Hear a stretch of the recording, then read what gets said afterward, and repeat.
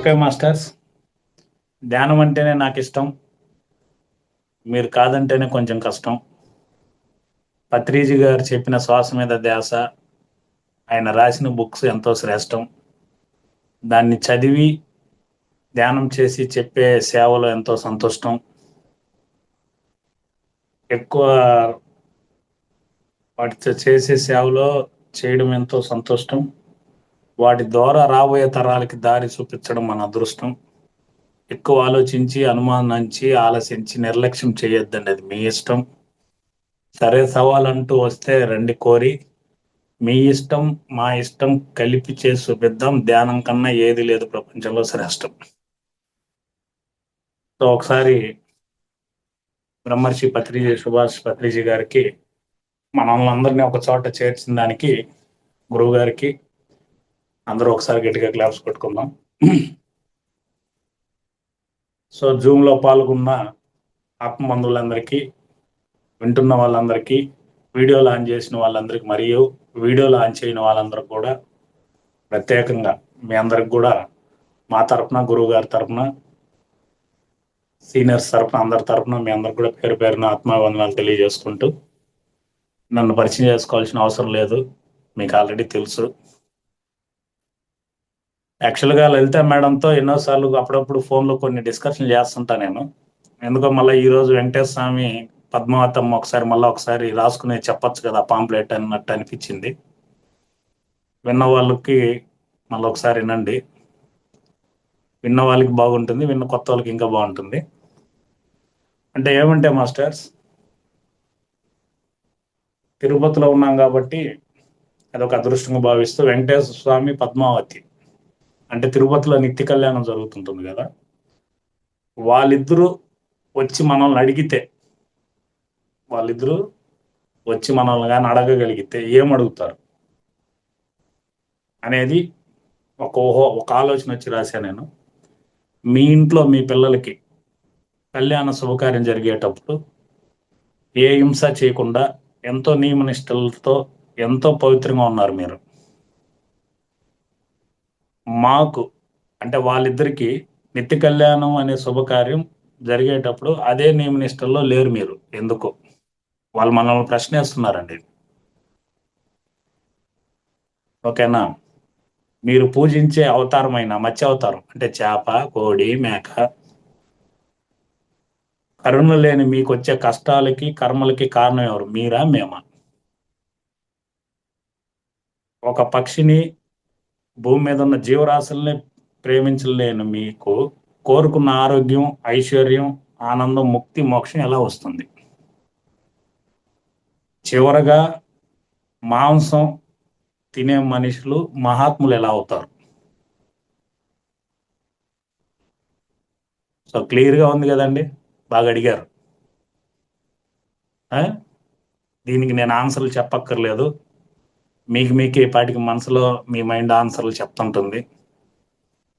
అంటే ఊరికే తిరుమలకి వచ్చి వెళ్ళిపోవడం కాదు, బాగా అలంకరించినారు బ్రహ్మోత్సవాలని వాళ్ళే అడిగితే. అంటే తిరుపతిలో కళ్యాణోత్సవం జరుగుతుంది కదా సార్, మా ఊరికి సంబంధం లేదనొద్దండి. ఓకేనా? అటప్పుడు మీ ఊర్లోనే కలియుగ వెంకటేశ్వర ఉన్నాడు కదా, ఏడదాకా రావడం ఎందుకు మీరు? అంటే అక్కడ కూడా ఉన్నారు, అన్ని చోట్ల ఉంటాడు. మీ ఊర్లో కూడా బ్రహ్మోత్సవాలు జరుగుతుంది. ఇప్పుడు వినాయక చవితి జరుగుతుంది, క్వశ్చన్ వేసుకోండి, వినాయకుడే వచ్చి 4 క్వశ్చన్లు వేస్తే ఆన్సర్ ఏంటి?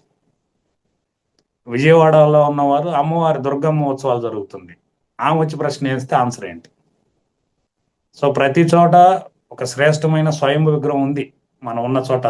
ప్రతి చోట బ్రహ్మోత్సవాలు ప్రతి చోట జరుగుతున్నాయి కదా, అక్కడ వాళ్ళే సాక్షాత్కార మనకు విశ్వరూపం అంటే దర్శనించి క్వశ్చన్లు వేస్తే మన దగ్గర ఆన్సర్ లేవు. ఇప్పుడు అడగాల్సింది అడిగేశారండి, వాళ్ళు మనకి ఇవ్వాల్సిన సలహా ఏంటి అంటే ఒక ఛాన్స్ ఇస్తున్నారు. అదేంటంటే ఎప్పుడు మీతోనే, మీలోనే, మీరుగానే ఉన్నాం మేము, అలాగే మాతోనే, మాలోనే, మాలాగే మీరు ఉండాలంటే సకల జీవరాశుల మీద, ప్రకృతి మీద, అన్నిటి మీద, అందరి మీద ప్రేమగా, కరుణగా, శాకాహారులుగా ఉండాలని, ఉంటారని, మీరు మారుతూ అందరినీ మారుస్తూ కరుణ నశిస్తున్న ఈ కలియుగాన్ని కరుణయుగంగా, శాకాహార యుగంగా నిరంతరం మార్చేదానికి మాతోనూ గట్టిగా ప్రయత్నిస్తున్న పిరమిడ్ సొసైటీ అధ్యక్షులు పత్రిజీ గారితో మీరు అందరూ సహకరిస్తారని, మీరందరూ ధ్యానం చేసి మాలాగా అంటే కళ్యాణ వెంకటేశ్వర స్వామి పద్మావతి అమ్మవారిలాగా నిత్య కళ్యాణం చేసుకుంటారని వాళ్ళిద్దరూ ఆశిస్తూ ఆశీర్వదిస్తూ ఎప్పుడు మీలోనే మీతోనే మీరుగానే ఉన్న మీ పద్మావతి వెంకటేశ్వర స్వామి. వాళ్ళిద్దరు గట్టిగా చప్పట్లు కూడా అందరూ బాగా సీరియస్గా వింటున్నారు, ఏదో వెంకటేశ్వర స్వామి చెప్పినట్టు. ఏం మా నరసింహలో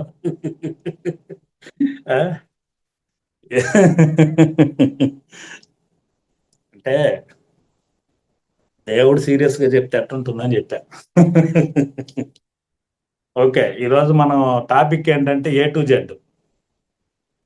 అంటే ఏదో మేడము ఏదో ఒక టైటిల్ పెట్టండి అంటున్నా. మామూలుగా నేను క్లాస్ ఏం చెప్పినా టైటిల్ అన్ని మిక్స్ అయిపోతుంటది, ఏ టైటిల్ పెట్టినా. కాకపోతే ఈరోజు కొంచెం వెరైటీగా ABCDలు చిన్నప్పటి నుంచి చదువుకున్నాం కాబట్టి అది ఇప్పుడు ప్రాముఖ్యత ఎక్కువైపోయింది కాబట్టి మన గురుకుల పాఠశాలన్నీ తరిమేసి ఇంగ్లీష్ మీడియంలోకి అలవాటు చేసేస్తున్నాం కాబట్టి ఓ చిన్న ప్రయోగం అని ఎందుకో A to Z మీద చెప్దాం అనిపించింది. సో నేను ఏదో ఎక్స్పెరిమెంట్ చేసి చెప్తున్నాను. దీంతో ఏమైనా పొరపాట్లు ఉంటే మీరు పెద్దగా పట్టించుకోరు, క్షమించేస్తారు, తెలుసు ఆ విషయం నాకు. ఒక పార్క్కి వెళ్ళాం అనుకోండి, మంచి పార్కులో పూలు ఉన్నాయి, సుగంధభరితం, మంచి వాసన వస్తుంది. పార్క్ పక్కన యూరేనల్స్ కూడా ఉంటుంది, ప్రతి పార్క్ పక్కన టాయిలెట్స్ కూడా ఉంటాయి, మీరు చూసుంటారు. పార్కులోకి పోయినాక సువాసన బాగా వస్తుంది, పూలు కోసుకురాలేం మనం. అక్కడ యూరిన్ వాసన కూడా వస్తుంది, రెండు వస్తుంది, పోయేటప్పుడు వచ్చేటప్పుడు. కానీ ఇంటికి వచ్చినాక ఏ వాసన తెచ్చుకుంటామండి? యూరినల్ వాసన, పూల వాసన? పూల వాసనే తెచ్చుకుంటాం. అంటే దాన్నే ఆ యూరినల్ వాసన ఆడే వదిలేస్తాం. సో మీకు ఎవరేం చెప్పినా, ధ్యానం క్లాస్లో కానీ ప్రాపంచిక విషయాల్లో కానీ మీ బంధువులు కానీ ఎవరేం చెప్పినా అందులో వచ్చిన సువాసనే తీసుకోండి. అది వదిలేసి మిమ్మల్ని బాధ పెట్టేది తీసుకున్నారు అనుకోండి, మళ్ళీ ఎంత గంటలు ధ్యానం చేసినా వేస్టే మనకి. సో ఈరోజు మన టాపిక్ A to Z కాబట్టి, అంటే దైవాసుర సంపద విభాగ యోగమో ఏదో 16వ చాప్టర్, నాకు కరెక్ట్గా తెలియదు. భగవద్గీతలో ఒక చాప్టర్ ఉందండి, దాంతో భగవంతుడు పరమాత్ముడికి వెళ్ళాలంటే 26 లక్షణాలు ఉన్నాయి. అది మనం రాసుకొని వాటిని ఇంప్లిమెంట్ చేస్తే మనం కూడా ఈజీగా ఆన్సర్లు దొరుకుతాయి. పరమాత్ముడు అందులో ఉన్న క్వాలిటీ స్టిక్ చేసుకుంటే పరమాత్ముడు అయిపోవచ్చు. కానీ మనం చదవం, ఇంట్లో ఉంటుంది కానీ భగవద్గీత చదవం మనం. కాకపోతే ABCDలు నిత్యం మాట్లాడుతూనే ఉంటాం, ఏదో ఒక ఇంగ్లీష్ వర్డ్ కాబట్టి ఈరోజు దాని మీద మాట్లాడతాం. ఇందులో కూడా 26 ఉన్నాయి లక్కీగా, ఇంగ్లీష్లో కూడా. సో ధ్యానం చేయాలనుకునే A ఫర్ యాటిట్యూడ్ అండి. రాసుకునే వాళ్ళు ఓపుకుంటే రాసుకోవచ్చు, లేదంటే స్పీడ్గా చెప్పేస్తాను. A ఫర్ యాటిట్యూడ్ అంటే ఆలోచన. కొత్తగా వచ్చి ధ్యానం అంటే కొత్తగా వచ్చే వాళ్ళకి ఆలోచన విధానం మార్చుకోవాలి ఆటోమేటిక్గా. సీనియర్స్ అయితే ధ్యానం చేసే వాళ్ళకి ఆలోచన అనేది లోక కళ్యాణానికి ఆలోచిస్తుంటారు, వాళ్ళ ఆలోచన గట్టిపడి ఉంటుంది. సో 100% ధ్యానంలో మన థాట్, యాటిట్యూడ్ ఈజ్ ఎవ్రీథింగ్ అంటారు కదా, యాటిట్యూడ్, ఆలోచనే అన్నిటికి మూలం. సార్ నాకు 60 అయిపోయింది సార్ ఏజ్ అని అంటే, ఏజ్ని బట్టి, పట్టతలను బట్టి, తెల్ల జుట్టుని బట్టి కాదండి ఏజ్, యాటిట్యూడ్ని బట్టి. అంతే తప్ప డేటా దాన్ని బట్టి ఎప్పుడు మైండ్లోకి తేవద్దండి. చాణక్యుడు చెప్పేది కూడా రెండు విషయాలే, ఒకటి భూమి మీద యూత్ ఉన్నారు, రెండవది వచ్చి ఏంటంటే బ్యూటిఫుల్ లేడీస్ ఉన్నారు, వీళ్ళిద్దరే. సో కాబట్టి యాటిట్యూడ్ మీదే మనం చాలా టైం మాట్లాడచ్చు, ఇప్పుడు అంత లేదు కాబట్టి కొంత చెప్పు వదిలేస్తున్నాను నేను. రెండవది బిలీఫ్ అండి, నమ్మకం.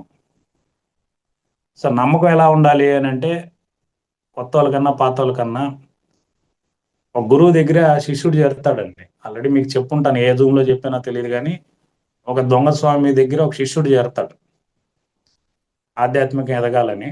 ఆ స్వామి వచ్చి కొంత దొంగ స్వామి, ఏమీ తెలియదు ఆ స్వామికి. కానీ ఇతనికి తెలియదు, పల్లెటూరు నుంచి వచ్చి చేరిపోతాడు. నాకు ఏదైనా మంత్రోపదేశం అంటే సేవ చేసి తీస్తాను, 2 సంవత్సరాలు అంటే సేవ చేస్తాడు. ఏదో చెప్పంటే దొంగ స్వామికి ఏం మంత్రం రాదు కాబట్టి నా పేరు చెప్పించు నువ్వు అంటాడు. వీడు రోజు ఆయన పేరు చెప్పించుకొని నమ్మకంగా అన్ని చేస్తుంటాడు. ఒకరోజు వాళ్ళ శిష్యులు, దొంగ స్వామి శిష్యులు ఉంటారు కదా, ఒక వాటర్ ఏరుపోతుంటే ఆ ఏటి నీళ్ళ మీద ఒక బాల్ వేసేసి కొత్తగా వచ్చిన శిష్యుడిని పోయి తెమ్మంటారు, నీకేదో గురువు మంత్రం చెప్పాడు కదా వెళ్ళి తెచ్చేయని. వీడు గురువు పేరు చెప్పుకొని నడుచుకుంటూ పోయి తెచ్చేస్తాడు అనమాట. అలా ఆశ్చర్యపోతారు, అరే గురువు ఏదో చెప్పించేసినాడు, వీడు మనకి ఇన్నేళ్ళు సేవ చేసినా చెప్పలేదని కోపం వస్తుంది. పోయి గురువు చెప్తారు, ఆడికేం చెప్పావు, నీళ్ళ మీద నడిచేస్తున్నాడు అనేసి. గురువు ఆశ్చర్యపోతాడు, నాకు అంత శక్తి ఆడుందిరా బాబు, వాడికి నడిచేస్తున్నాడని. గురువు వచ్చి ఏరా ఇంకోసారి నడువు అంటాడు. మళ్ళా గురువు పేరు స్మరించుకొని నడిచేస్తాడు అనమాట. వాడు అట్ట వెళ్ళిపోయినాక వీడికి గురువుకి ఆశ్చర్యం వేస్తాడు, నా పేరుకి ఎంత పవర్ ఉందా అని. వీడు నడుస్తాడు, వీడు మునిగి పోయి చచ్చిపోతాడు. కాబట్టి అంటే మీరు నమ్మే వ్యక్తి ఆ పక్క ఎట్టాటోడితో మీకు అనవసరం అండి. మీ నమ్మకం అంత బలంగా ఉండాలి, అనుమానించకూడదు. సో బిలీఫ్ అనేది చాలా ఇంపార్టెంట్, అది బలపడుతుంది. మూడవది వచ్చి క్యారెక్టర్ అండి, అంటే పాత్ర. మీ పాత్ర ఏంటి భూమి మీద అనేది చాలా ఇంపార్టెంట్. కొటేషన్ ఉంది కదండి, చీటర్నైనా క్షమించవచ్చు, క్యారెక్టర్ లేనోని క్షమించకూడదు. అది మీకు ఇన్నేళ్ళు మీ బంధువుల్లోనూ స్నేహితుల్లోనూ అనుభవాలకు వచ్చి ఉంటుంది. కాబట్టి మీరు టక్కని చెప్పానని ఆడికి వెళ్ళిపోవద్దండి మిమ్మల్ని. అదొక ప్రాబ్లం. ఎగ్జాంపుల్ చెప్తే అంటే ఆడి దగ్గరికి వెళ్ళిపోతారు మీరు, మళ్ళీ మిమ్మల్ని పట్టుకురావాలి.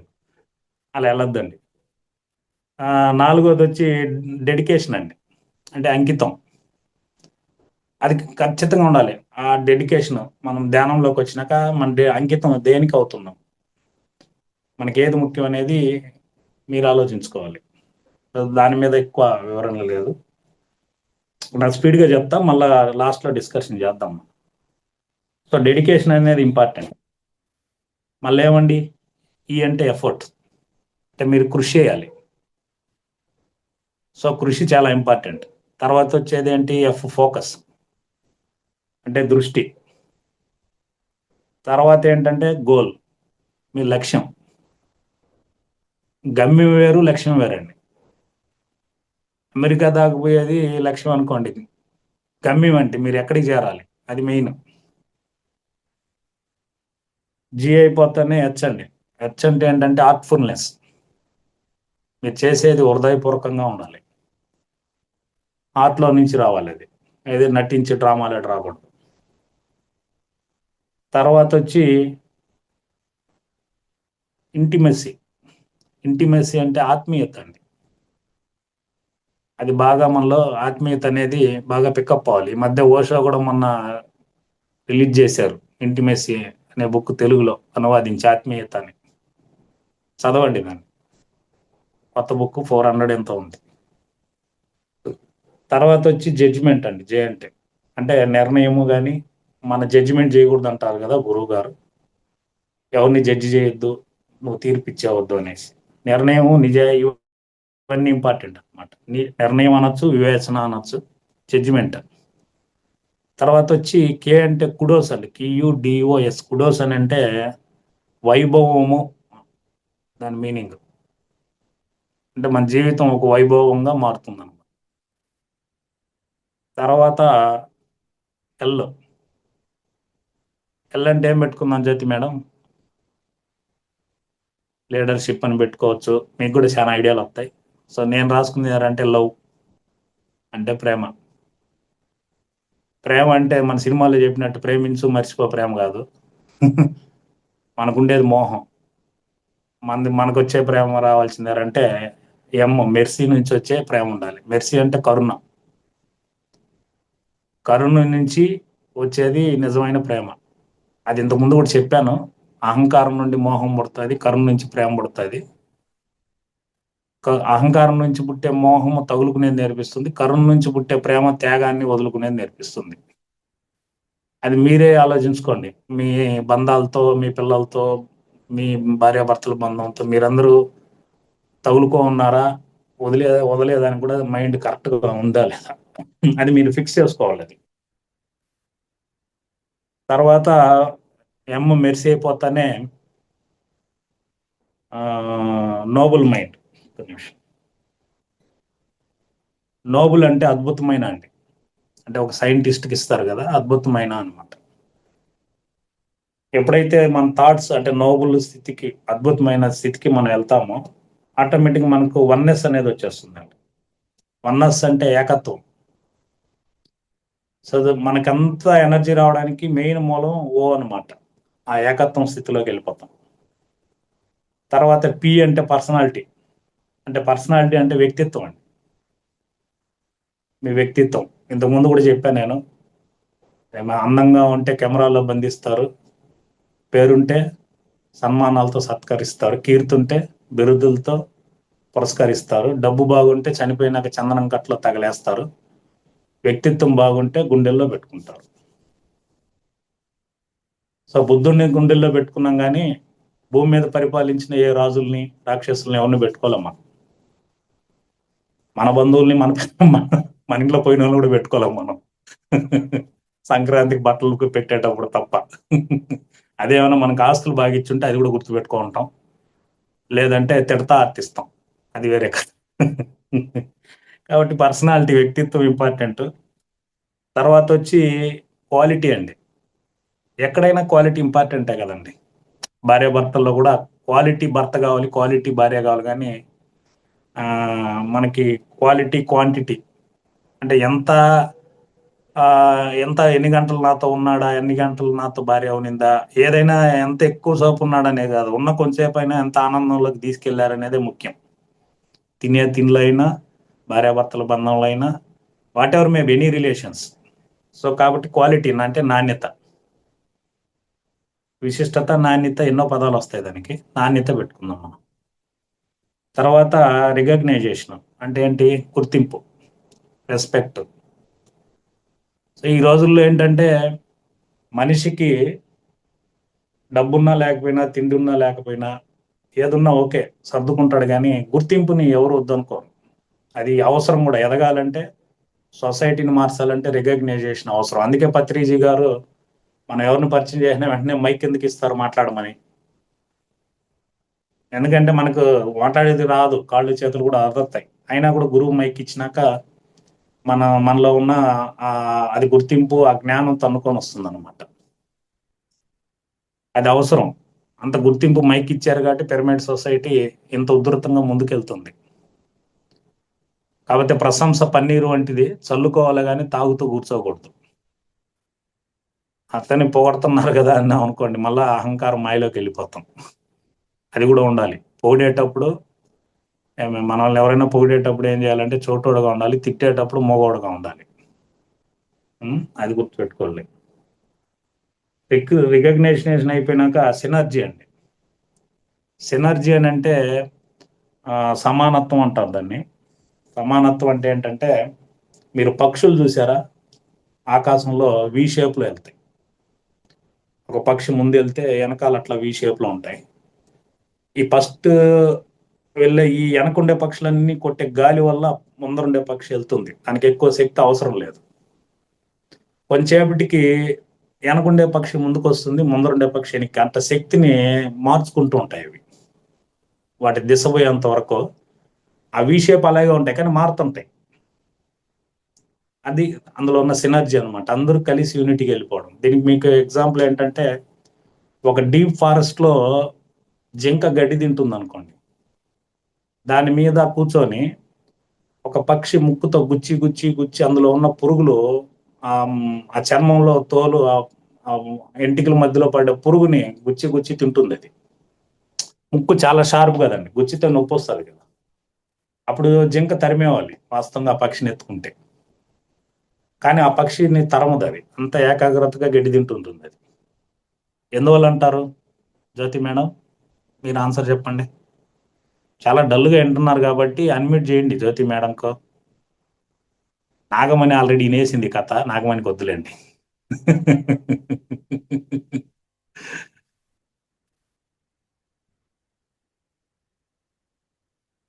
అన్మ్యూట్ చేయలే మేడం. ఓకే, నేనే చెప్తాను. అదేంటంటే, ఆ జింక ఎందుకు భరిస్తుంది అని అంటే, అది ఏకాగ్రతగా గడ్డి తినేటప్పుడు చెట్లలో నుంచి పురులో సింహాలు దాడి చేస్తాయండి. ఆ చెట్లు అట్ట కదిలినప్పుడు జింకకి అర్థమవుతుంది ఏదో దాడి జరుగుతుందని, ఎస్కేప్ అయిపోతుంది. అందుకోసం ఆ నొప్పిని భరిస్తూ పక్షిని కూర్చోబెట్టుకుంటుంది. దాన్ని సినర్జీ అంటారు. అంటే ఒకరి మీద ఒకరు ఆధారపడడం. అది సమానత్వం. సో పిరమిడ్ సొసైటీ ఇంత ముందుకెళ్ళిందంటే కారణం అదే కదండి. ఇప్పుడు ఒక భక్తుడు శివుణ్ణి అడుగుతాడు, మొత్తం నువ్వే కదా శివ, నువ్వు లేకపోతే ఏమీ లేదు, నువ్వే మాకు ప్రదాత అన్నీ అంటాడు. మళ్ళా కొంచెంసేపటికి మేము లేకపోతే నువ్వెందుకు అంటాడు ఆయన. మేమే లేకపోతే నువ్వు దేనికి? మేము తలుపులు తెరిచి నైవేద్యం చేసి ప్రసాదాలు చేసి భజనలు చేసి ఇంత చేయకపోతే నువ్వు ఉండేం లాభం. సో దీనికి ఆన్సర్ లేదు కదా. అట్లా ఏదైనా సరే సమానత్వం ఆ స్థితిలోకి మనం వెళ్ళిపోవాలన్నమాట. దాన్ని ఏమంటారంటే సినర్జీ అంటారు. టీ అంటే నీ థాట్స్ టెరిఫిక్ గా అయిపోతాయండి. అంటే మీ ఆలోచన చాలా టెరిఫిక్ గా ఒక అద్భుతంగా మారిపోతాయి మన ఆలోచన విధానం అంతా. అంటే పైన వచ్చే యాటిట్యూడ్ స్టార్టింగ్ వేరు, ఈ థాట్స్ వేరు. అంటే టెరిఫిక్ గా ఉంటది. ఇప్పుడు చూడండి ఎంత క్రియేట్ అయిపోతుంటారు కొందరు మాస్టర్లు, మనకే ఊహించుకుంటూ కొత్తగా వచ్చిన వాళ్ళు కూడా అద్భుతాలుగా మాట్లాడేస్తుంటారు, కార్యాలు చేసేస్తుంటారు. టెరిఫిక్ గా ఉంటుంది. అంటే మొన్న వచ్చి అంత ఇదిగా ఎందుకు మారిపోయినారంటే మనం అనుకోకూడదు. ఎందుకంటే స్పిరిచువాలిటీలో ఏ చక్రం నుంచి గత జన్మలు వెళ్ళిపోయాడో ఆ చక్రం నుంచి కనెక్ట్ అయిపోతారు. ఇప్పుడు ఒకరు మణిపుర చక్రంలో బయట వదిలేస్తుంటారు, ఒకరు అనాహతలు వదిలేస్తుంటారు, ఒకరు విశుద్ధ చక్రం దాకా వచ్చి జన్మ అయిపోయి ఉంటుంది. ఇప్పుడు నరసింహులు వచ్చి అనాహత చక్రం నుంచే స్టార్ట్ చేస్తాడు అనుకోండి ఈ జన్మలో. కానీ ఒక నెల ముందు ఒక వ్యక్తి వచ్చి ధ్యానం నరసింహుల ద్వారా స్టార్ట్ చేశాడు అనుకో, అతను నరసింహుల కన్నా స్పీడ్గా ముందుకు వెళ్ళిపోతాడు ఆధ్యాత్మికులు. ఎందుకంటే అతను విశుద్ధ చక్రం దాకా వచ్చి చనిపోయాడు సాధన చేసి. అందుకని ఇప్పుడు 10 రోజుల ముందు వచ్చినా కూడా స్పీడ్గా పట్టుకునేస్తాడు పాయింట్స్. మనం దాన్ని ఏం అప్రిషియేషన్ చేయాలంతే. ఎందుకంటే కంపారిజం ప్రాపంచికం కాదు కదా. ప్రాపంచికం ఏంటి? ఎంత ప్రాణ స్నేహితులైనా ఆడ ఉద్యోగానికి పోతే ఒకే పోస్ట్ ఉంది అనుకోండి, మైండ్ మారిపోతుందా నాకే రావాలని త్యాగం చేయం కదా. ఆ మారు ఉంది కాంపిటీషన్. స్పిరిచువల్ అలా కాదనమాట. నేను తెచ్చినాను, నేను పరిచయం చేసినట్టు నువ్వు అంతా నాకు తెలియకుండా క్లాసులు చెప్తున్నా, నాకు తెలియకుండా ముందుకు వెళ్ళిపోతా అలా అనుకోకూడదు. బికాజ్ అంటే అతను గత జన్మలో ఉన్న సాధన, అది మనకి ఇంపార్టెంట్.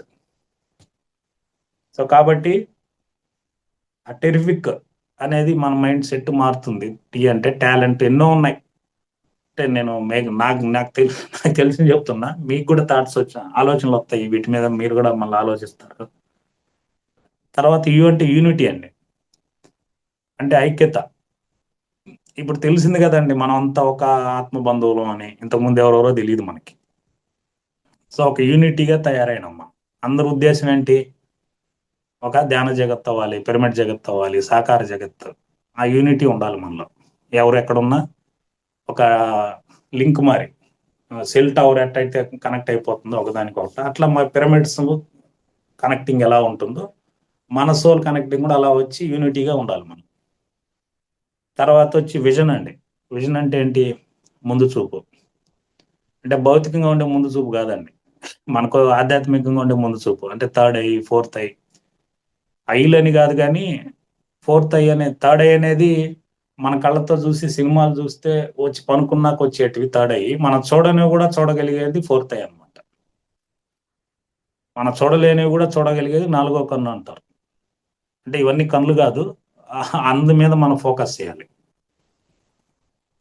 అలా ఉంటుందన్నమాట. కొన్ని అలా తెలుస్తుంది. థర్డ్ ఐ అనేది మీరు ధ్యానానికి రాకముందు కూడా కొందరికి తెలుస్తుంది కదండి. ఇప్పుడు ఎక్కడో ఇంట్లో ఆ కాలంలో ఉయ్యాల్లో బెడ్ పనుకో ఉంటే ఆ రూమ్లో ఏడో కిచెన్ తల్లి వంట చేసుకుంటూ ఉంటుంది, ఉయ్యాల్లో బెడ్ పడిపోతాడని పరిగెత్తి వస్తుంది కదా, ఎలా తెలుస్తుంది? అంత ఉండేది ఎనర్జీ అప్పుడు. ఇప్పుడు పడిపోయినా ఏం చేసినా లేదు, because of number of reasons. Technology అవ్వచ్చు, రేడియేషన్ అవ్వచ్చు, అవన్నీ కూడా. ఉయ్యాలే లేదు, ఇంకా అదొకటి ప్రాబ్లం. ఎందుకంటే ఊపేదానికి తల్లి కోపిక లేదు, అది మెయిన్. ఎందుకని అది 2 ఏళ్ళకే ఫ్రీ కేజీలు ఎత్తుకుని వేసేస్తున్నారు. రీజన్ ఏమంటే ఆ ఎనర్జీని భరించే ఓపిక ఆ తల్లికి లేదు. ప్రేమ కాదండి, ఎనర్జీ పట్టుకునే ఓపిక లేదు. ఎత్తుకుని పోయి స్కూల్లో వేసేసి స్కూల్లోని తిడతారు, 40,000 సార్ ఫ్రీ కేజీలోనే. ఎవరు తిట్టమన్నారు? నువ్వు చేర్చేది వాడిని తిట్టనా? నీ పిల్లగాడిని నువ్వు భరించే శక్తి లేక ఆడేసేసినావు. మళ్ళా 4 గంటలకు ప్రేమ వస్తుందండి బెడ్ మీద, ఎప్పుడు రాలేదే రాలేదే అని. వచ్చినాక చిన్న బుజ్జి అది ఇది అని వాడిని అడిగి సప్పరిచ్చి ముద్దులు పెట్టి మళ్ళా తీసుకొని పోయి ట్యూషన్లో దోసేసేది. ఎందుకంటే మళ్ళీ సీరియల్ చూడాలి కదా, ఒక రిమోట్ ఒక టీవీ, ఆడికి కార్టూను, వాడి ప్రోగ్రాంలు వాడివి. ఇట్లా ప్రతి ఇంట్లోని గొడవ అనమాట. ఇదంతా వాళ్ళకి ట్రైనింగ్ ఇచ్చేదానికే వస్తాడు వాడు. కాబట్టి ఇప్పుడు అట్లా లేదు. అందుకని విజన్ అనేది ఏంటంటే ఆధ్యాత్మికంగా ఇన్నర్ జర్నీ చేస్తూ ఇన్నర్ జర్నీలో ముందు చూపు ఉండాలి. ఇప్పుడు పత్రిజీ చిన్నగా కర్నూలులో స్టార్ట్ చేశారు గురువు గారు. నిదానంగా ధ్యాన ఆంధ్రప్రదేశ్ అన్నారు. మళ్ళా అట్లా అట్లా పెంచుకుంటూ పెంచుకుంటూ విశ్వమయం తాటికి వెళ్ళిపోయారు. అంటే లోపలికి వెళ్ళి ముందు చూపు పెంచుకుంటూ మనకు ముందు చూపు నిర్ణయించారు. మీరు ఆధ్యాత్మికంగా మీ ముందు చూపు ఎలా ఉండాలని. సో అది మెయిన్ ఇంపార్టెంట్. సో దీనికంతా మూలం ఇదంతా కావాలంటే ఏంటి? జ్ఞానం కావాలి. అంటే విజ్డమ్. సో మళ్ళీ విజ్డమ్ అంటే ఏంటంటే జ్ఞానం అండి. జ్ఞానం అంటే ఆచరించడం కాదు. తెలివి అంటే తెలుసుకోవడం. జ్ఞానం అంటే ఆధ్యాత్మిక వర్డ్ అనుకుంటా. జ్ఞానం అనే పదం. నాలెడ్జ్ అనేది ప్రాపంచిక విషయం. ఇప్పుడు గోల్డ్ మెడల్ వచ్చినోడికి కూడా తెలుసు సిగరెట్ తాగితే లంగ్స్ చెడిపోతుంది, ఆయన తాగుతాడు వాడు. ఇది నాలెడ్జ్. తెలిసి చేసేవాడు నాలెడ్జ్. జ్ఞానం అంటే ఏంటంటే తాగకూడదు, తప్పు అనే దానికి ఆలోచనకు వస్తాడు. విజ్ఞానం అంటే ఆచరిస్తాడు. అంటే ఈ విజ్ఞానం ప్రజ్ఞానం అనేది అది ఒక సబ్జెక్ట్. అది ఇంకోసారి డిస్కషన్ చేస్తాం మనం. సో విజ్డమ్ ఉండాలి. తర్వాత ఏంటంటే ఎగ్జాల్ట్ అండి. ఎగ్జాల్ట్ అంటే ఔన్నత్యం, గొప్పగా చేయడం. అంటే మనం తెలియకపోయినా మనల్ని ఒకరు పొగిడితే కానీ తెలియదు మనం ఇంత పని చేశామని. నాగమణికి కూడా తెలియదు ఆ హోస్ట్ అవుతుందని, ఇంత ఆ పల్లెలో ఉండి ఎంతమందిని లీడ్ చేస్తుందని. కదా. వాళ్ళ ఇంట్లో వాళ్ళందరూ సహకరించకపోయినా శేను కాడ శనగలు అమ్మిన, శనగల కాడ కష్టపడినా, మట్టి వాసన వచ్చిన ఆమె వచ్చి నన్ను క్లాస్కి పిలుస్తుందని కూడా అనుకోలేదన్నమాట. అంటే ఎగ్జాల్ట్ గా ఆమెలో ఉన్న ఔన్నత్యానికి ఇక్కడ కనెక్ట్ అయిపోయింది పిరమిడ్ లో. ఎగ్జాల్ట్ అనేది గొప్పగా చేయాలనేది ఉంది వాళ్ళకి. ఇంకా వాళ్ళందరూ సహకరించారు అనుకో, షీ కెన్ డూ మెరాకల్స్ అనమాట. తర్వాత వచ్చి వైల్డ్ మోర్ అండి. వై అంటే వైల్డ్ మోర్ అని అంటే ఫలితం, లాభం, ఫలితం. అంటే ఎక్కువ ఫలితాలు వచ్చింది అంటారు చూడు. పంట ఇప్పుడు మొన్న నాగమణి మేడమే చెప్పింది, ఈసారి బాగా వచ్చింది సార్ శనగలు మాకు పొలంలో అని. సో ఇక్కడ వైల్డ్ మోర్ అంటే ఏంటి? ధ్యానం చేసే వాళ్ళకి మనకి చాలా వస్తుంది కదా, తెలియని ఫలితాలు కూడా వచ్చేస్తున్నాయి, మనం ఊహించిన ఫలితాలు కూడా వచ్చేస్తున్నాయి, చాలా ఎక్కువ వచ్చేస్తున్నాయి అనమాట. సో ఇప్పుడు లాస్ట్కి వచ్చేటప్పటికి ఏమరా అంటే జెడ్ అంటే జీరో స్టేట్ ఆఫ్ మైండ్కి వెళ్ళిపోతే you will become a God. ఓకేనా అండి? సో మొత్తం ఇప్పుడు తెలుగులో ఉండేటివి అలాగే చెప్తాను. ధ్యానానికి వచ్చినాక ఆలోచన మార్చుకొని, నమ్మకాన్ని పెంచుకొని, పాత్రలోకి అంకితం అయిపోయి ఎఫర్ట్స్, మీ కృషి పెట్టి, మీ దృష్టి సారించి, మీ లక్ష్యం వైపు వెళ్ళి, మీరు హృదయపూర్వకంగా ఆత్మీయతగా ఉండగలిగితే, నిర్ణయించుకుంటే మీ జీవితం వైభవం అయ్యి, మీలో ప్రేమ పెరిగి, కరుణగా మారి, ఉన్నతమైన ఏకాంత స్థితికి వెళ్ళి, వ్యక్తిత్వం మారి, నాణ్యతమైన జీవితం గడుపుతూ గుర్తింపు తీసుకొని, సమానత్వంలో అద్భుతమైన ఐక్యతగా, ముందు చూపుతో, జ్ఞానంగా, ఔన్నత్యంగా ఫలితాన్ని, లాభాన్ని పొంది జీరో స్టేట్ ఆఫ్ మైండ్కి వెళ్ళిపోతారు. ఓకేనా మేడం? ఫస్ట్ టైం అనుకుంటా. చాలా సీరియస్ సబ్జెక్ట్. చాలా సీరియస్ గా నేను సీరియస్, నాకే తెలుస్తుంది నేనే సీరియస్ గా ఉన్నానని. అదే కదా సార్, ఎలా సేకరించారో కానీ భలే ఉంది. ఆ, మొత్తం అన్ని పదాలు కూర్చారు, ఏ టు జెడ్ వరకు బాగా తీసుకొని వచ్చారు. సో కాబట్టి అన్ని ఫస్ట్ ఎలా జమ చేసినారు సార్ ఇవన్నీ? ఎలా జమ చేశారు అంటే ఇవన్నీ? మీరు మహా అవతార్ బాబా మీరు ఊరికే ఉండరు కదా మేడం. మీ యూనివర్సిటీలో చేరితే మీరు ఊరికే పెడతారా మమ్మల్ని? అది వేరే. ఇప్పుడు బాగా ఏంటంటే జరిగింది. అది వేరే. ఇప్పుడు బాగా ఎవరంటే ఉభయ తెలుగు రాష్ట్రాల్లో, మన ఆంధ్రాలో యూనివర్సిటీలు ఎక్కువైపోయింది. ప్రతి ఒక్కరు యూనివర్సిటీ ఓపెన్ చేసేస్తున్నారు. ఒకరు జగద్గురు పత్రిజీ యూనివర్సిటీ అంటారు, మీరు మహావతార్ బాబా అంటారు, ఒకరు లైట్ వర్కర్స్ అంటారు. ఇన్ని యూనివర్సిటీలు పెద్ద ఎగ్జామ్స్ అవును. అయిపోతుంది. సో కాబట్టి ఇక్కడ మీరు టీచర్ గా పోస్ట్ ఇచ్చినాక మీరు నాకు నాకు ఇప్పుడు అర్థమైంది రంగనాథ్ సార్ నెల ముందు ఎందుకు డేట్లు తీసుకుంటాడు అనేసి. మిగతా ఖచ్చితంగా మాస్టర్లు ఏమో ప్రిపరేషన్. మిగతా మాస్టర్లు ఏమో కానీ నాకు పరిస్థితి మాత్రం పెద్ద వర్క్ అది నాకు. వీళ్ళకి ఏం చెప్పాలరా బాబు. ఇప్పుడు అవన్నీ పుస్తకాలు ఉండేది చెప్పాలంటే నాకు అవి నేర్చుకోవాలి. అవి నేర్చుకొని నేను మీకు చెప్పాలంటే అయ్యే పని కాదు అది. నాకు ఉపయోగపడుతుంది. మనం పర్సనల్ కూర్చుంటే డిస్కషన్ చేయొచ్చు కానీ పలానా బుక్ లో పలానా లైన్ ఉందని దాని మీద మనం చెప్పాలంటే అయ్యే పని కాదు. ఓ అప్పుడే కిషోర్ గారు మొత్తం టైప్ చేసి పెట్టేశారు. చాలా అవును, ఫాస్ట్ గా అవును ఉన్నారు సార్. సార్. బాగా చెప్పారు సార్, చాలా అద్భుతంగా అన్ని కూడా. సో లాస్ట్ గా ప్రతి ఒక్క పెట్టేటప్పుడు విషయంలోనూ నిజమే సార్. ఇప్పుడు ఒక్కొక్క టాపిక్ మీదే ఒక క్లాస్ తీసుకోవచ్చు ఇక్కడ, నేను అదే మీరు చెప్తాను కదా. అన్నట్టు. ఉమ్, ఒక్కొక్క టాపిక్ మీద ఒకటి పెట్టి నేను కూడా 5 రోజులు 26 రోజులు చెప్పచ్చు. Yes sir. ఇంకా మీకు టాపిక్స్ అవసరమే లేదు. చూడండి, 26 months వరకు ఒక టాపిక్ ఉంది. 26 వేసుకొని 26 రోజులు చేయొచ్చు. కాకపోతే ఏదో నెలకు ఒక మీకు టాపిక్. నెలకు ఒక టాపిక్. కాకపోతే మీకు కూడా ఏంటంటే ఒక కామన్ గా ఉన్న విశ్వప్రసాద్ ఇవన్నీ చేయనప్పుడు మీకు కూడా ఉంది. మీరు కూడా ఆలోచించి చేయొచ్చు. ఆళ్ళ అవును మీద సార్. రాయండి, కక్కాల మీద రాయండి, గుణింతాల మీద రాయండి, ఎన్నైనా చేయొచ్చు. సో క్లోజ్ చేసేటప్పుడు సరదాగా ఇంకోటి రాశాను, చెప్తాను కొత్త వాళ్ళకి. Yes sir. అదే కాలేజీలో చదువుకున్న వాళ్ళకి కోరిన కాలేజీలో సీట్ వస్తుందో లేదో అని స్టూడెంట్స్ వరి, చదువుకున్న వాడికి ఉద్యోగాలు వస్తుందో లేదో అని ప్రతి నిరుద్యోగి వరి, ఉద్యోగం వచ్చినాక ఆ జీతాలు చాలలేదని వరి, తెచ్చిచ్చిన జీతాలని సర్దలేక ఇంటి ఇళ్ళాలు వరి, స్కూల్ కాలేజీ గవర్నమెంట్ ట్యాక్సులు కట్టలేక ప్రతి తల్లిదండ్రులు వరి, అల్లుడు కోరికలు తీర్చలేక అమ్మాయి తల్లిదండ్రులు వరి, లాభాలు లేని వ్యాపారాలు చేస్తూ ప్రతి వ్యాపారస్తుడు వరి, వ్యాపారం పెడితే ఒక వరి, వ్యాపారం పెట్టకపోతే ఒక వరి, పెళ్ళైతే ఒక వరి, పెళ్లి కాకపోతే ఒక వరి, పిల్లలు పుడితే ఒక వరి, పిల్లలు పుట్టకపోయినా ఒక వరి, డబ్బు ఉంటే ఒక వరి, డబ్బు లేకపోతే ఒక వరి.